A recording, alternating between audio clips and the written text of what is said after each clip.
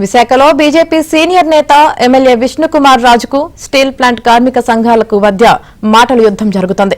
కార్మికులను ఉద్దేశించి విష్ణుకుమార్ రాజు చేసిన వ్యాఖ్యలు విశాఖలో తీవ్ర దుమారాన్ని రేపుతున్నాయి. ప్యాకేజీపై స్టీల్ ప్లాంట్ యూనియన్ నాయకులు, కార్మికులు అవివేకంతో మాట్లాడుతున్నారని ఘాటుగా విమర్శించారు.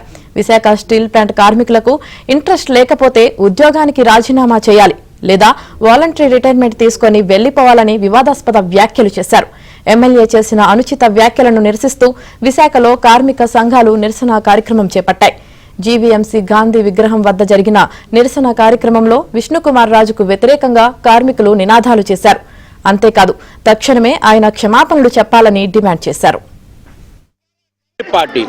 కూటమి పార్టీ కూడా కేంద్ర ప్రభుత్వానికి నివేదించిన తర్వాత అక్కడ కేంద్రంలోని ఇక్కడ రాష్ట్రంలోని డబుల్ ఇంజిన్ సర్కారు ఉన్న మలాన రక్షించుకోగలిగిన పరిస్థితి వచ్చింది. అంతేకాని ఇంకా ఏదోదో మాట్లాడటం అనేది అవివేకంతో సమానము. మీకు ఒకవేళ ఇంట్రెస్ట్ కనుక లేకపోతే మీరు దయచేసి రిజైన్ చేసి వెళ్ళిపోండి.